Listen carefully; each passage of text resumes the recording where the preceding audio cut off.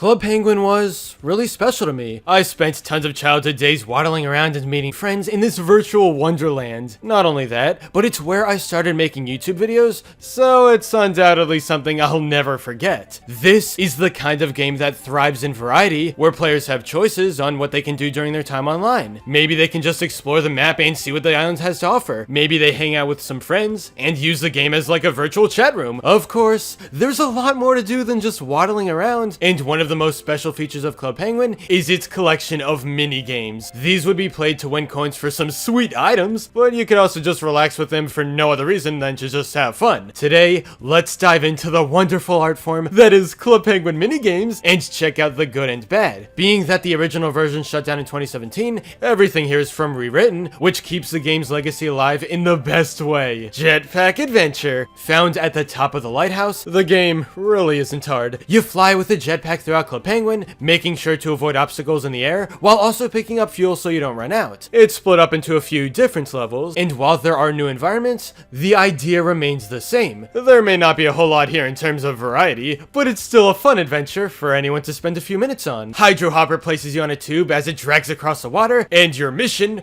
if you choose to accept it, is to jump over obstacles that float by. Things gradually get harder and harder with the obstacles moving in new patterns, so you never really know what comes next. Hydro Hopper is super easy, but it's just some good arcade fun. Like the majority of Club Penguin minigames, it was simple, but still kept things interesting with new additions every level that would change up the repetitive formula. Find 4 is literally just the digital version of Connect 4. There's really not much for me to say. I guess the real problem is when you can't find anyone to play with. Why does nobody love me? Come on, please. I won't bite. Sled Racing, let's go! This has always been one of the most beloved minigames on the entire island because of its twists and turns. You never know how a racing match can go. There are 4 different tracks, dependent on the amount of players, but things can get hectic no matter which one you're playing. What I love about Sled Racing is that it's so basic, moving a penguin side to side, but I keep coming back to it more than I want to admit. Maybe it's the combination of trying to master the tracks, and then the mystery of who's gonna end up winning. If someone wants to fight you on the street, just challenge them to a 1v1 sled race and demolish them. That'll show him who the real winner is around here. Do not mess with sled racing pros. You guys want to go fishing? Then settle down with some ice fishing, the relaxing minigame found in the ski lodge. You're gonna have to collect as many fish as you can by pulling them up while avoiding anything that gets in the way. Jellyfish can sting your line and ruin everything, while sharks can gobble up the fish. Looking back, the game is fun for like a minute or so, but it quickly becomes a tiresome task of doing the same thing each and every time. I'll have to put it lower on my mental ranking of every minigame, just because there's really not a lot to be offered. Bean Counters features your penguin moving beans from the right to left side. Seems simple enough, right?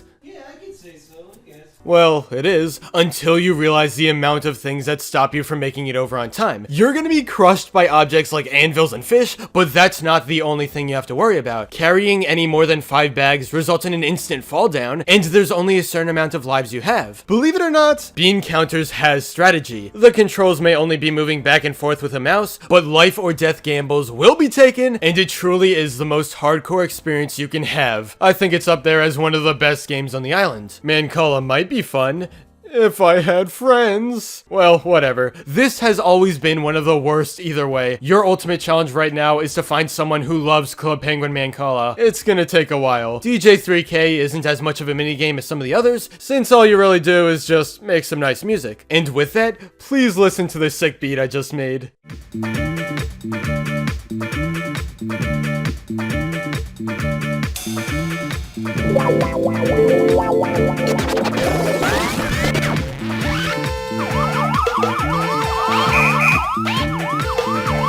Hey music publishers, hit me up! Dance Contest is another one found in the Dance Club, where you can listen to Club Penguin songs and dance to them by matching the arrows with the beat. There's no other way to describe this than a ripoff of Dance Dance Revolution, but it's still kind of fun. What surprises me most is that when you head over to the highest difficulties, the game legit gets hard. They did not need to go all in with this. Anyone who needs a break from all the dancing can head on upstairs, where they're treated to retro games like Thin Ice. It features a puffle that melts all the icy touches, meaning you won't be able to go back the same way you came. As As the levels progress, the main goal is to get from point A to point B, but the best of the best players will fill up every single spot on the board before making it to the finish line. You know what? I genuinely think Thin Ice is one of the most creative games on Club Penguin. Yeah, I said it. The amount of strategy involved makes this one fun enough for everyone. It's just an interesting puzzle concept all around that stands the test of time. Now, yeah, there is a downside, and that's the replayability. When someone masters every single level and finishes the game, there's not really a reason to come back to it. The other retro minigame is Astro Barrier, which is different from others in that it doesn't relate in any way to penguins. You take on the role of this spaceship and shoot circles towards the top of the screen. You have to be careful since there's a very limited amount of shots. I liked this one as a kid, but it's just meh right now. Take a closer look at Club Penguin's favorite colorful creature, the Puffle. Many are kept as pets, but rarely do we encounter Puffles in their natural environment. What are they like in the wild? Puffles have always been a massive part of Club Penguin, so it's no surprise that they've gotten themselves a few minigames. Puffle Roundup is one of the earliest on the island, but it doesn't feel fun to play. The objective, as the title suggests, is to round up the Puffles in a small area. Things rarely change to make this more exciting, which means people are gonna play for about a minute and then never look back again. If you ever wanted a crossover between Club Penguin and Donkey Kong Country, for some reason, then Puffle Launch has you covered. Shoot the Puffle through cannons, and don't let them fall to the ground, or you're gonna have to restart. What helps in making this stand out is that there's much more variety in gameplay as the levels keep going. The adventure may not even be over by the time you're done with everything, since you can go back and try to collect every Puffalo. Overall, not a bad game by any means. Pufflescape features this cute Puffle hanging out in a bubble, and there's some puzzle solving involved as you have to get from one point to the other. Does anyone else feel like this is too floaty? The gravity makes it annoying, but there's still some fun to be had,